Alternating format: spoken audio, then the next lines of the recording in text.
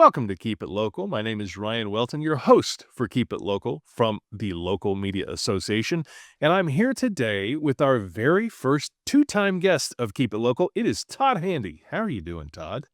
Ryan, I'm great. It's good to be back. Thank you. Very happy to be here. Well, I'm excited for our topic today. It's the latest LMII report. But first, when we first talked about setting up this podcast, you told me you were in London, and I'm always excited about that. Was that for business or pleasure? A little bit of both, but I was there specifically working with a client. London's one of my favorite cities in the world, and so it was great for me to be there. But I'm also really keen to keep an eye on what's going on in the UK with pressure on publishers, with regulation and so forth. So it was kind of some spotting for me as well, just kind of looking around the corner, seeing what may be coming down the road for us. That makes a lot of sense. I got to go to London for my first time ever this summer, and the best piece of advice I would give anybody who's never been is cross the street quickly. You have about 5 seconds, and the cars don't stop. Very true. Very true. Well, the latest LMI report, and I want to make sure I get this right, the LMII report is called Winning with Zero and First-Party Data. And Todd, in my time at Griffin Media, I was director of digital content. We used to talk about first-party data all the time. I'm pretty familiar with what that is, but I don't know that I'm as familiar with zero-party data, and I understand from reading your report, second and third-party data. Yeah, so let's dive in, and I guess we got to start with tomato, data. I say data, so I'm going to say it wrong compared to how you say it, but as a journalist, you probably say it the right way. First party data for me and for what we see in the industry is really what you observe based on the behavior that you have from your users across your own and operated properties. Zero party data is what the audience explicitly tells you intentionally and with consent. So some examples. Zero party examples would be newsletter preferences or zip code interests, how often they want to receive updates, what topics they care about. And it can actually even be purchase intent, like I'm looking for a car or I'm planning a home project. First party examples are what they read, what they click, how frequently they come back, email opens and clicks, or what they subscribe to, the things that you are seeing on your sites. Second party data really is someone else's first party data that they've shared with you in a partnership. So if you're working with a local auto dealer, for example, they've got their first party list, but they share it with you as a media company so you can access that list and reach out to their users and so forth. And then third party data is aggregated data that you buy from brokers. That's really been the backbone of ad targeting for years, but it's becoming much less reliable and it's less accessible because of privacy changes. And that's probably some of the future rules and regulations you're hearing about in London that could probably be part of our future. Absolutely. Yeah. The UK is certainly on the cutting edge when it comes to things like that. And you're seeing more and more of that. We've obviously seen what GDPR did. And so CCPA, CCPR, and so forth, and many other states now in the US that are doing the same thing. It's all about, we want to know about our users, but we want it to be informed and we want it to be driven by consent. These LMII reports that Local Media Association puts out there, and Todd, you've done two of the most recent ones. They're available to LMII subscribers. You can find these at localmedia.org, but if you're not an LMII subscriber, you can purchase them right there from localmedia.org. So I want to make sure that people can find that, and I'll put that in the YouTube description and the show notes. So Todd, first-party data has been a priority in 2025, 24, 23, 22, 21. We've heard about this for years. Why is it even more of a big deal for publishers in 2026? And is there something driving this urgency?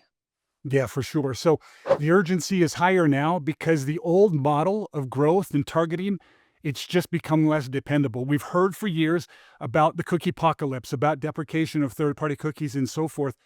As I stated when we were talking about the different types of data, the ad targeting backbone has been this third-party data, but that's become much less available because of privacy regulation and so forth. And so if that data goes away, you are left to rely upon the first-party data that you have, but even that first-party data doesn't really tell you the things that you most want to know to be able to have a more dependable and a less brittle backbone for your revenue and so forth. So publishers are dealing with a lot less referrals from platforms. They're dealing with tighter privacy rules and a much tougher ad market. At the same time, advertisers, they still want performance. And the audiences, they want relevance in the products that they see on your sites and so forth. So the question really becomes, do you know who your audience is? Do you know what they care about? Do you know how to reach them directly? Those really are the questions that we're looking at now. And so if you do, you can grow engagement and you can monetize better. But if you don't, you're selling anonymous impressions because you don't know anything about them. And anonymity really is priced lower and lower every year. There's just not that much value in it. That leads me to the next question. You probably touched a lot on that. But when I think about first-party data, I think about spreadsheets and information that I see. How does zero and first-party data play into a broader revenue strategy for newsrooms? How should they be thinking about it? Yeah, so for me, it's strategic because it changes the business model from being content first to being audience first. It really gives you leverage in three places: in audience growth, in product relevance, and in revenue packaging. So instead of guessing what people want, you can know what it is that they want. Instead of broad generic inventory, you can build segments and products that advertisers actually value because they're based on data that the users have given you. That's consented data, that's informed data. And really, it begins to compound. The longer you build this consented, high-quality data, the more valuable your audience becomes and the less fragile your revenue is. So the way that I would say it is that the newsrooms and the revenue teams and so forth, they need to think of this not as a tech project. This is a capability that they need to build. That's the difference.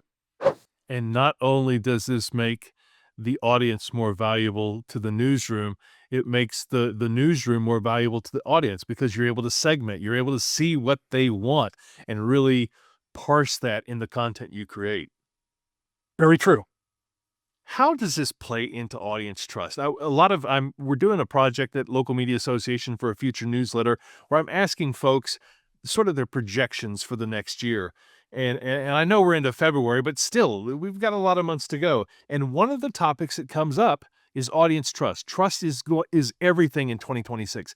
How does a zero and first party data strategy play into audience trust? Yeah, so you said it. Trust is everything. It is the whole ballgame. Zero-party data only works when there's an obvious value exchange there, right? So to me, there are three rules. You need to be clear, you need to be minimal, and you need to give control. So clear, you need to tell people why you're asking for what you're asking for. Minimal, you need to ask for the smallest thing that improves their experiences. Don't ask for everything. And control, you need to make it easy for them to adjust preferences and to opt out. So a good example is something like choose the topics you care about so we can only send what's relevant, or share your zip code with us so we can personalize local alerts. A bad example would be collecting a whole bunch of fields of data with no explanation and not really doing anything with them once you've collected them, right? So for me, if you can't explain why you're collecting it in one sentence, don't collect it. All right, be succinct. So people might be listening to this and think, okay, but really the urgency for us is revenue so that we can be sustainable. What are some practical revenue opportunities? Maybe you don't want to give them all away, but you have your first party data. What can I do with that to make money? See, and that's where it's great because I don't come from the content side. I'm on the opposite side of the coin. I monetize that content that those newsrooms and content teams put together that is so wonderful. And so that's why it's something that I'm very passionate about, because all of this can really help your revenue by increasing the yield and improving the advertiser outcomes. The better your data is, the better your campaigns will perform, not only for you and for the advertisers, but frankly, even for the audience. So when you can segment your audience based on consented signals, you can sell sponsorships and packages that perform better than run of site or run of section or whatever the case may be, right? So here's a couple of examples. segmented newsletter sponsorships like local sports, local politics, family activities. If you've asked your users to tell you that you like those things, then you're going to get those that are full of folks who've said, I like these, versus just throwing them across the board to get anybody who would opt in, right? Or local intent programs where audiences opt in to hearing from advertisers in categories like home services or autos or health. If it's consented, it becomes much more powerful. And let's be honest, I'm not on that content side and I'm not an expert at it, but it also supports reader revenue because relevance improves retention and loyalty, right? So the best way I can say it is known audiences monetize better. Mm-hmm. Yeah, consented audiences, known audiences, and that rich data that supports both a client and the consumer. So this is what you do. Your company is Disruptive Impact. Do I have that right? That's And correct. you consult with clients to help them with this, but there's also this LMII report. It's a 17-page report. I've read it through a couple of times. We want people to be looking at this report. What can they expect to get out of this report? Well, now we've just scared everybody, telling them it's a 17-page report, and I'm just realizing that's a long thing. I probably should have thought that a little bit better. It was an easy read, very easy read. Well, I appreciate you saying that. For me, it's really a practical playbook.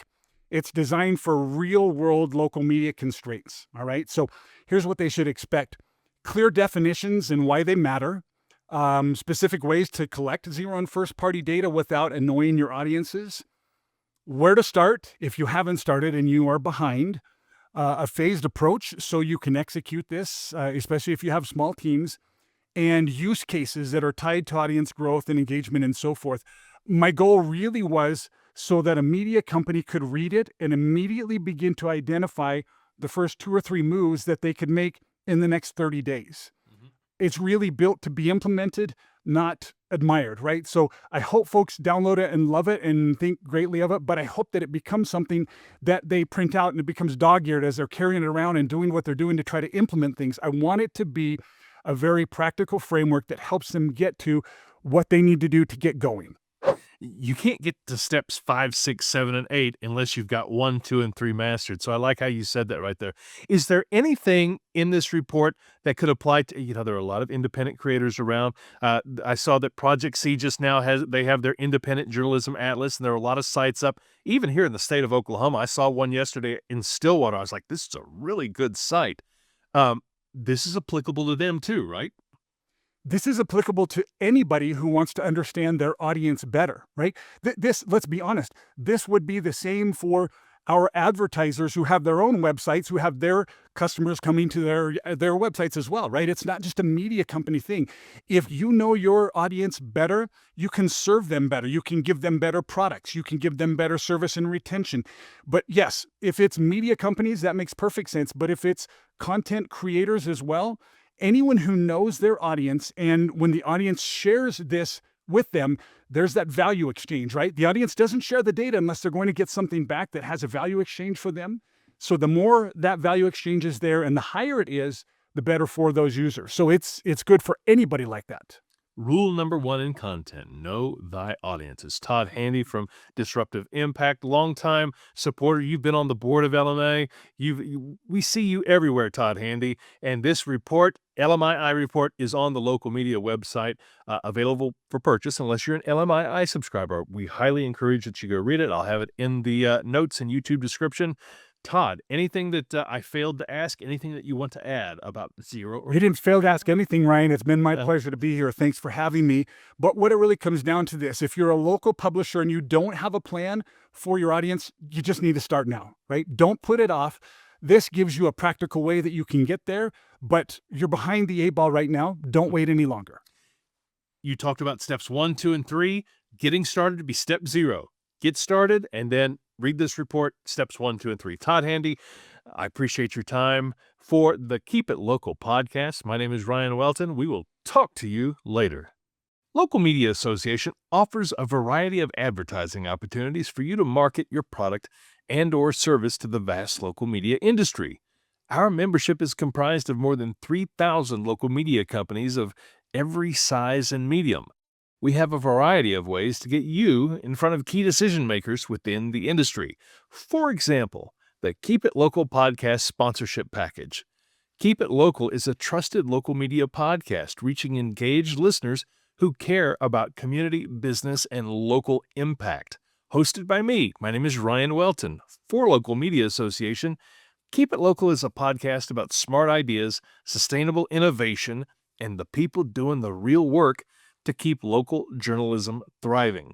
Whether you're a publisher, an editor, ad director, or a community advocate, this show is for you. And on the local media website, we have a number of different packages that will fit your needs. I'll put a link in the description below, and I thank you for listening and watching Keep It Local.